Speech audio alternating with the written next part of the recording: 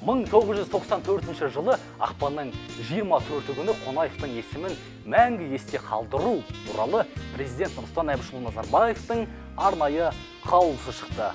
Қаулыда Алматы қаласында Дінмұхамед Қонаевтың мұражайы ұйымдастырылсын және өзі тұрған Төлебай көшесіндегі 119-шы үйге мемориалды тақта орнатылсын деген.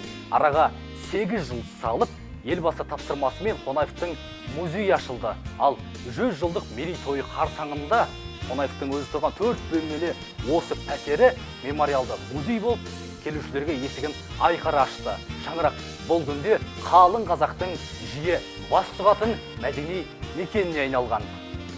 Музей – это огромное достояние. Музейге келушілердің саны күн санап өсуде. Демалыс күндерде қоңырау шалып, барсақ болады ма деп сұрап жатады. Бұл халықтың музейге деген, Дінмұхамед Ахметұлына деген құрметі деп білеміз. Бір данышпан адам жарық дүниеге келгеннен кейін, соңында ел еске алып отыратын жақсылығы қалу керек деп айтқан екен. Дінмұхамед Ахметұлы шыншылдығымен, қарапайымдылығымен, данышпандығымен ел есінде қалған адам деп айта аламыз.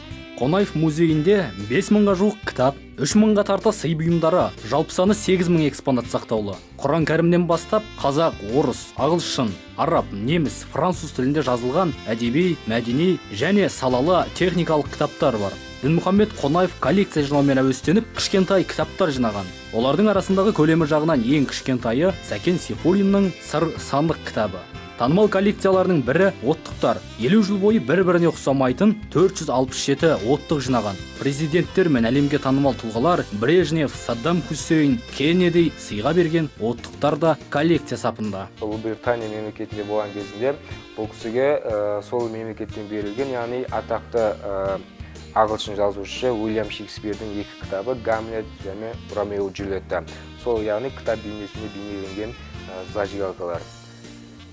Одан кейін бұл кісінің яғни досы, сол кезде КСРО-ның басшысы Брежневтің сыйлаған зажигалкасы, яғни мінекей сағат бейнесінде бейнеленген.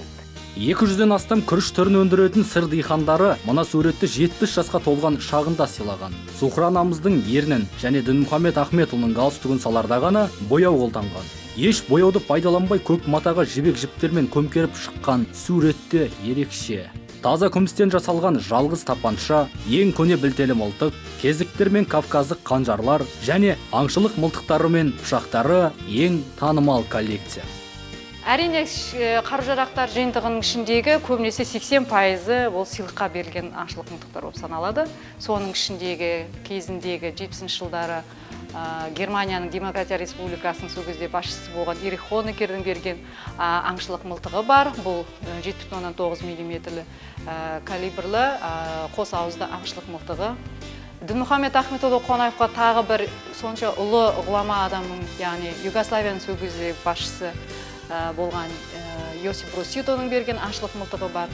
Мондехер модельдегі, яғни үлгісінде жасалған, Австрияда жасалған аңшылық мылтықтары бар. Жалпы қоймасында 19 мылтығы бар. Дінмұхамед Ахметұлы Қонаевтың коллекциясында ең көне мылтықтар бар. Ол 1647 жылғы білтелі мылтық деп саналады. Бұл білтелі мылтықтың ұшында пышағы бар. Бұл мылтықты Орта Азия әскери округының бас қолбасшысы болған Язов кезінде сыйлаған екен. Сонымен қатар өте көне семсер, бұл испандық семсер, 1777 жылғы семсер. Бұл да Қонаевқа берген сыйлық, яғни Язовтың өзі сыйға тартқан. Дінмұхамед Ахметұлы үйдегі жиһаздардан тартып кітаптарға дейін өз орнынан табжылмай тұруын өсиет еткен. Мұражай қызметкерлері де аманатты жерге қалдырмай адал қызмет жасап келеді. Дәл осы бөлмеде мұндағы үстел үстінде отырып, телефон арқылы мемлекеттік істерді бүкіл одақтық деңгейде шешіп отырған қарапайым жұмысшыдан бастап, соқтықпалы, соқпақты жолдарды жүріп өткен қарапайымдылығы мен адалдығының арқасында жетістіктерге жеткен, даналығымен, даралығымен, ұлтын сүйген Дінмұхамед Ахметұлы Қонаев нағыз абыз, аңыз тұлға.